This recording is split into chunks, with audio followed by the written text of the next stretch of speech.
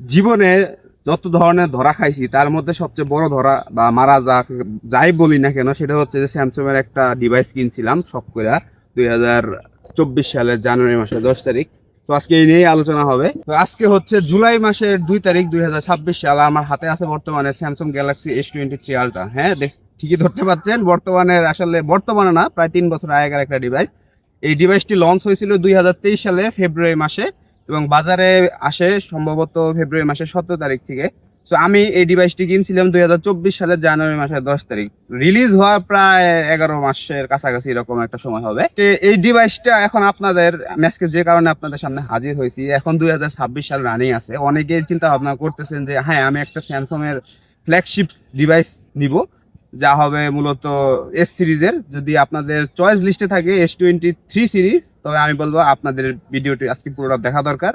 কারণ আমি যে সমস্ত কথা আপনাদের সামনে তুলে ধরবো সেগুলো কেনার পর আপনাদের ডিসিশন চেঞ্জ হতে পারে অথবা নাও হতে পারে। যদি আপনি মারা না খাইতে চান তাহলে আজকে ভিডিওটা পুরো দেখতে হবে। আমি রাফিউল ইসলাম রওনক, আপনারা দেখছেন রাফিওলজি। Welcome to রাফিওলজি। তো চলুন মূল ভিডিওতে চলে যাওয়া যাক।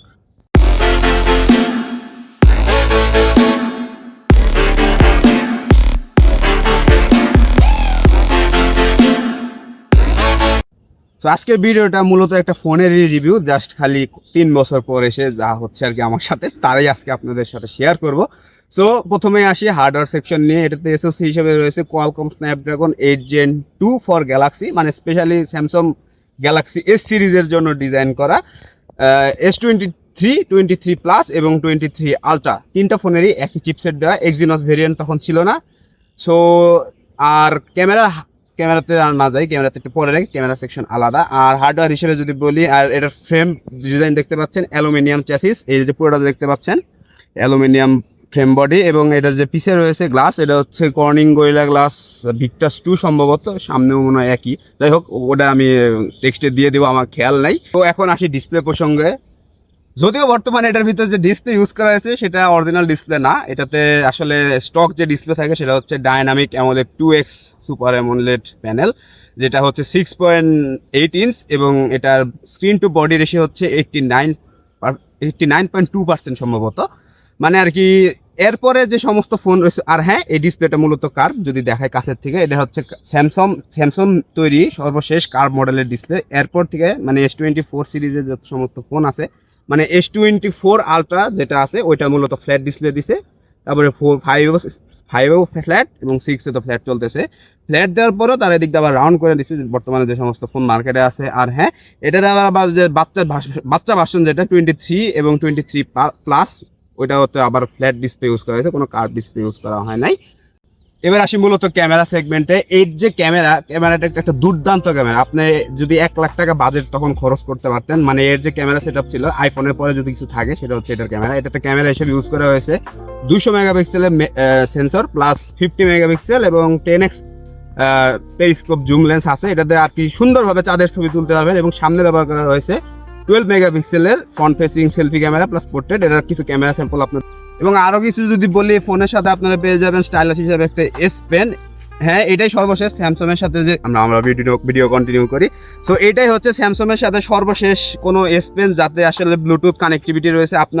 আপনাদের যদি আমি আসলে এটার কানেক্টিভিটি কেমন যদি দেখাই, আমি যদি মনে করেন আমি এখন মনে করেন ফটো তুলবো, আমার ফটো কিন্তু আসলে দূরেই রয়েছে। যে এস পেন আছে, এস পেনের রিমোট কন্ট্রোলের মতো কাজ করে।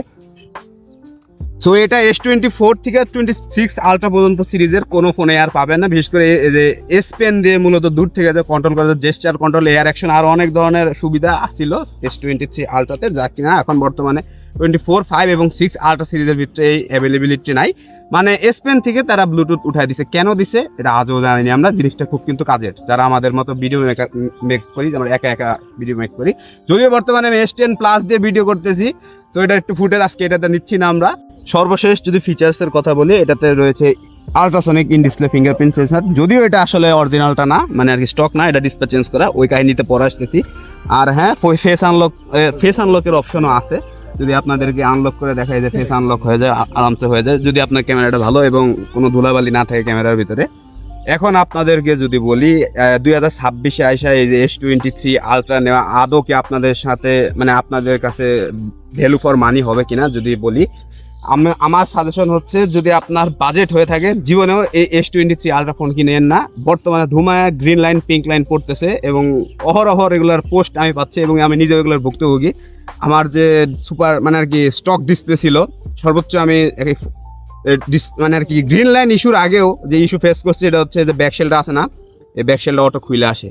এটা কিন্তু যে ফোন যে মানে আর কি যে ক্যামেরা ধরে আছে ওরে নিয়ে যাই আমি ঠিক করছিলাম। চ্যানেলে আর কি ভিডিও আছে, চাইলে দেখে আসতে পারেন। আমি লিঙ্ক দিয়ে দিব ডিসক্রিপশন বক্সে কিংবা আই বাটনে আমি দিয়ে দিব। মানে আর কি গ্রিন লাইন আসার আগেও দেখি যে আমার ব্যাকশেল একদিন খুলে আসে। তো 2026 সালের জানুয়ারি মাসের 29 তারিখ বাণিজ্য মেলায় গেছি, যাই দেখি আমার ফোনে মানে আর কি ওই দিন আর কি ছবি তুলতেছিলাম। ছবি তুলতে মানে কি ডে লাইট এরকম আসলে ডিরেক্ট সানলাইটের নিচে আসলে ছবি তুলতে হঠাৎ করে দেখলাম একটা সুন্দর করে এদিক বরাবর একটা পিঙ্ক লাইন চলে আসলো। আমি তো জাস্ট খালি অবাক হয়ে দেখলাম, মানে এত যত্ন করে আমি একটা ফোন ইউজ করলাম, লাইন এসে বললো। যাই হোক, ওই লাইন ঠিক করানোর পরে তার 1 মাস পরে আবার একই জায়গায় আবার লাইন আসছে। দ্বিতীয়বার ঠিক করতে যায় আসলে আমার ডিসপ্লে ড্যামেজ বানায় ফেলেছে। তারপর থেকে ডিসপ্লে ফোন অটো কাজ করে, মানে অনেক পেইনে আসছিলাম 1 মাস। তো তারপরে আসলে ডিসপ্লেটা চেঞ্জ করছি। এখন যে বর্তমানে যে ডিসপ্লে আছে দেখতে পাচ্ছেন এটা হচ্ছে OLED প্যানেল, 18,000 টাকা লাগানো। যদিও 120 হার্জ তারা ক্লেম করে যে 120 হার্জ আসলে রিফ্রেশ রেট দেখায় না।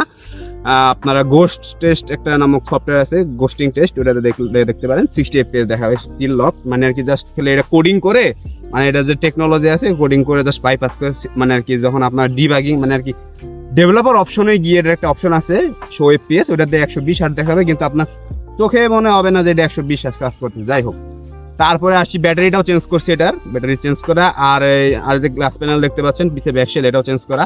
আর হ্যাঁ, এটার ক্যামেরা আসলে মূলত খুলতে যায়, মানে আর কি আমি নিজেই ইঞ্জিনিয়ার, তো ইঞ্জিনিয়ারিং করতে যায় আসলে ক্যামেরাতে স্পট ফেলাইছি, যার কারণে ক্যামেরার কোয়ালিটিও আসলে ডাউনগ্রেড হয়ে গেছে। সামনেরটা বলবো, পিছেরটা বলবো। আর হ্যাঁ, ডিসপ্লে যদি লাগাইতেই হয়, আপনাদের যদি S23 আলট্রা সিরিজ থেকেও থাকে, আপনারা যদি কেউ S23 ইউজার হয়ে থাকেন, যদি এই ভিডিও দেখে থাকেন, তারা আসলে আপনাদেরকে একটা মেসেজ দেয়, যদি আপনারা আর কি অরিজিনাল সার্ভিস প্যাক ডিসপ্লে ছাড়া যদি বাজেটে সমস্যা না থাকে এগুলো লাগাবেন না।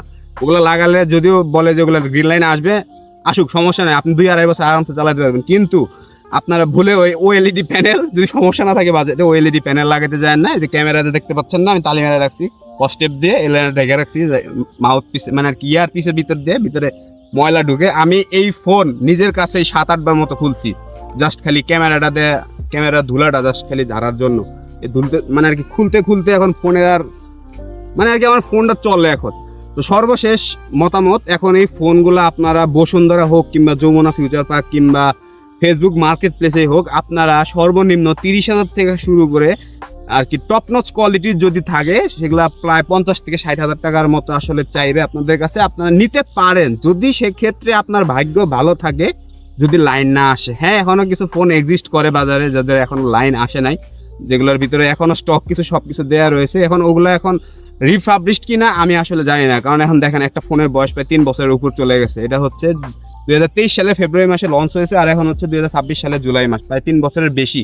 তো আপনারা চিন্তা করে দেখেন, আমি এখন S23 কিনতে যাব নাকি?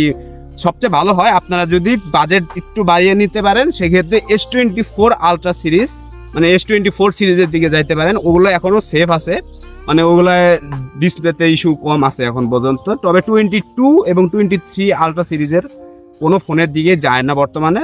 যদি কিনেও থাকেন একটা না একটা সময় যে ধরা খাবেন। সো এখন মূলত আবার S23 আলট্রার ক্যামেরা চলে আসলাম। S10 এ যে রেকর্ড করতেছিলাম ওইটা মূলত আসলে আর কি অনেক পুরনো ফোন, যাই হোক ওই আলাপ বাদ দেই।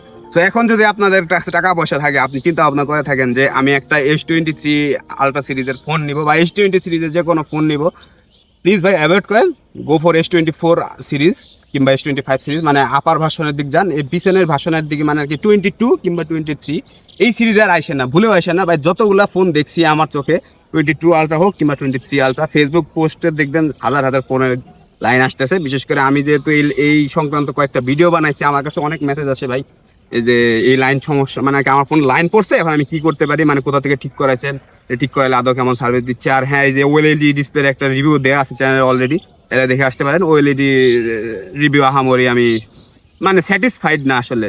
একে তো তারা 18,000 টাকা দাম নিছে, জাস্ট খালি চলার মতো চলতেছে না, যতটুক না হলেই না। OLED এর চেয়েও কম দামি ডিসপ্লে আসে, 9,000 10,000 টাকা হলে পাওয়া যায়, এখন 8,000 টাকাও চলে আসছে।